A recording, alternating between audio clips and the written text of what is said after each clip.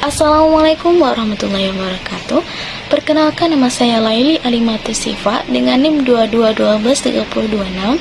Saya merupakan salah satu mahasiswi dari Universitas Cendekia Mitra Indonesia Yogyakarta, Prodi Psikologi. Dengan dibuatnya video ini untuk memenuhi tugas UTS mata kuliah Manajemen Sumber Daya Manusia. Di sini saya akan membahas tentang rekrutmen dan seleksi kerja. Apa itu rekrutmen? Yang penasaran, simak terus videonya.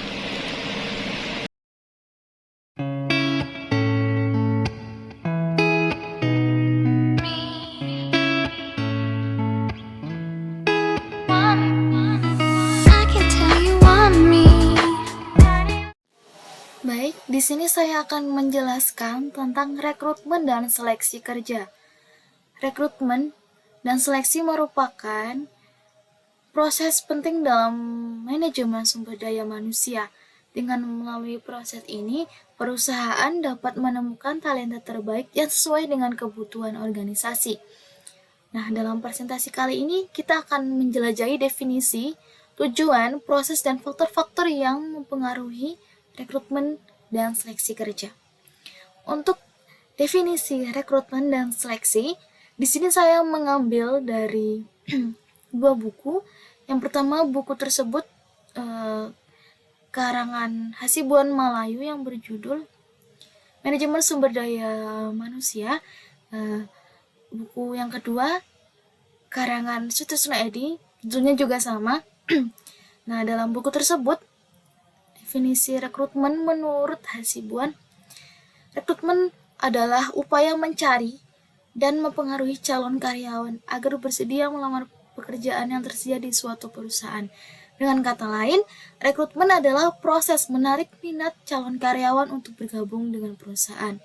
Nah, untuk buku yang kedua dari karangan Sutisna Edi, dalam buku tersebut menyatakan bahwa umumnya definisi rekrutmen itu serupa dengan definisinya Hasibuan yang menekankan bahwa rekrutmen adalah kegiatan awal dalam proses pengadaan karyawan yang bertujuan untuk mendapatkan sejumlah calon karyawan yang memenuhi syarat untuk mengisi jabatan yang kosong. Nah, untuk definisi seleksi, kebetulan sumber buku dan tokohnya juga sama. Untuk yang pertama ada seleksi menurut Hasibuan Malayu. Hasibuan mendefinisikan seleksi sebagai proses memilih calon karyawan yang paling sesuai dengan persyaratan pekerjaan dari sejumlah pelamar yang ada. Setelah dilakukan seleksi berdasarkan penilaian terhadap kualifikasi, kompetensi, dan potensi calon karyawan.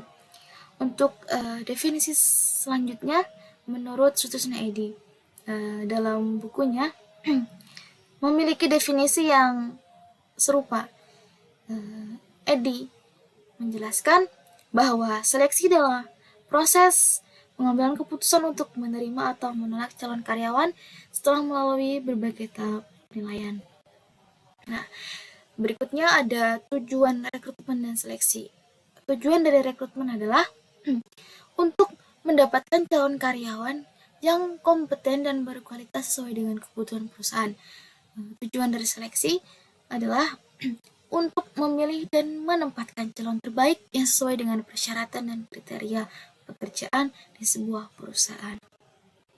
Nah, di sini ada proses dan metode rekrutmen dan seleksi ya. Untuk yang pertama, ada proses perencanaan, mencakup mengidentifikasi kebutuhan, kriteria, dan strategi rekrutmen. Nah, untuk identifikasi kebutuhan tersebut,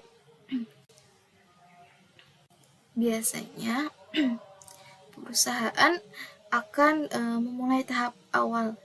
Tahap awal tersebut adalah menentukan posisi apa yang perlu diisi, jumlah karyawan yang dibutuhkan, dan kualifikasi yang diperlukan untuk posisi tersebut. Nah, yang selanjutnya ada kriteria dan strategi rekrutmen ya. Untuk kriteria di sini menentukan kriteria yang spesifik untuk calon karyawan seperti pendidikan, pengalaman kerja, keterampilan teknis, dan soft skill. Nah, selanjutnya ada strategi rekrutmen. Perusahaan memilih metode rekrutmen yang paling efektif untuk mencapai tujuan. Misalnya melalui iklan online, job fair, atau agensi pencari kerja. Untuk proses yang kedua ada proses pencarian kandidat. Nah, proses pencarian kandidat ini menggunakan berbagai sumber ataupun metode untuk menjaring calon yang terbaik. Nah, pencarian kandidat ini menggunakan berbagai sumber untuk mencari calon karyawan seperti database perusahaan, media sosial, situs job portal, dan rekomendasi dari karyawan lainnya. Nah, untuk metode dalam pencarian kandidat ini menggunakan berbagai macam metode untuk menjaring calon karyawan seperti iklan, email, dan kontak langsung. Untuk yang ketiga yaitu proses seleksi. Dalam proses seleksi ini, perusahaan akan mengevaluasi dan memilih kandidat yang paling sesuai dengan pekerjaannya. Evaluasi adalah melakukan evaluasi terhadap calon karyawan berdasarkan kriteria yang telah ditentukan. Evaluasi dapat dilakukan melalui berbagai cara seperti tes tertulis, tes wawancara, tes psikologi, dan simulasi kerja. Selanjutnya ada memilih kandidat yang paling sesuai. Dalam proses seleksi ini, perusahaan akan memilih calon karyawan yang paling sesuai dengan kriteria pekerjaan dan budaya perusahaan. Nah, di sini selanjutnya ada metode rekrutmen dan seleksi. Untuk metode rekrutmen sendiri mencakup menggunakan iklan, job fair, agensi pencari kerja, rekomendasi dari karyawan lainnya, dan database perusahaan. Untuk metode seleksinya biasanya ada tes tertulis, wawancara, tes psikologi, tes kemampuan teknis, simulasi kerja, dan referensi medical check up. Nah, di sini ada faktor-faktor yang mempengaruhi kinerja karyawan. Yang pertama, kompetensi. Di sini mencakup pengetahuan. Dalam pengetahuan ini, biasanya seberapa luas dan mendalam pengetahuan karyawan terkait tugasnya. Keterampilan, kemampuan teknis dan non-teknis yang dimiliki karyawan untuk melaksanakan tugasnya. Sikap yang dimiliki karyawan, sikap kerja, motivasi intrinsik, dan komitmen terhadap pekerjaan tersebut. Nah, selanjutnya, faktor selanjutnya ada motivasi. Ada dorongan internal dan eksternal karyawan untuk berprestasi. Motivasi internal, motivasi yang terdapat dari dalam diri karyawan untuk berprestasi seperti rasa ingin tahu, keinginan untuk berkembang, atau kepuasan akan pekerjaan itu sendiri. Sedangkan motivasi eksternal merupakan dorongan dari luar diri karyawan seperti gaji yang besar, bonus yang besar, pengakuan, atau promosi dari atasan. Nah, faktor selanjutnya ada lingkungan kerja. Ada kondisi fisik dan non-fisik di tempat kerja yang sangat mempengaruhi produktivitas kerja. Nah, kondisi fisik yang dimaksud di sini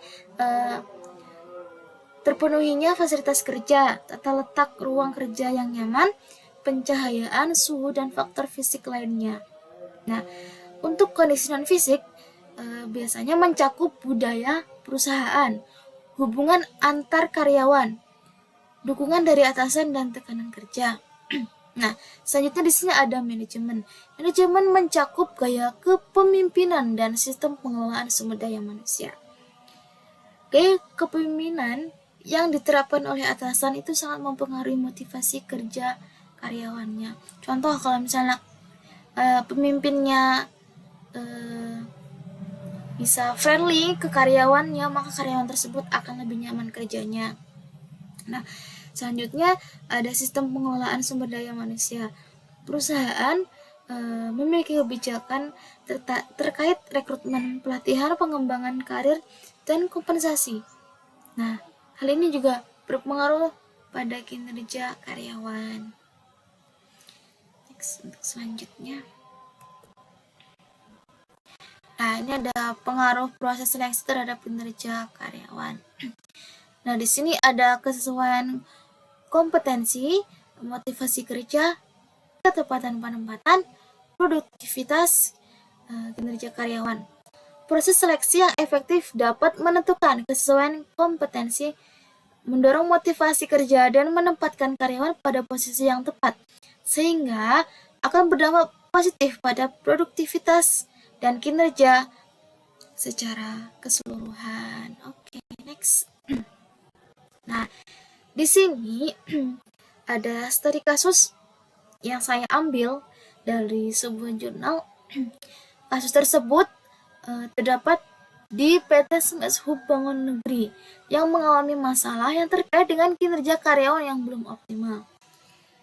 Masalahnya meliputi tingkat produktivitas yang rendah.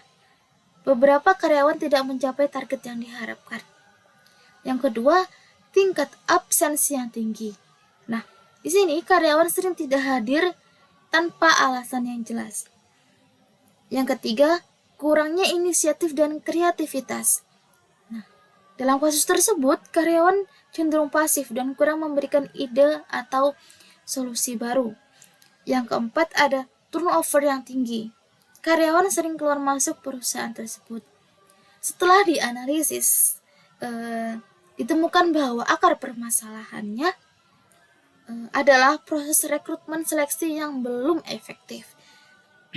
Nah, ada beberapa kelemahan dalam proses rekrutmen dan seleksi di PT Semes Hub tersebut. Yang pertama itu metode rekrutmen yang terbatas. Perusahaan hanya mengandalkan metode rekrutmen tradisional seperti memasang iklan di koran atau media sosial, sehingga kurang menjangkau kandidat potensial yang lebih luas. Nah, yang kedua, ada proses seleksi yang kurang komprehensif.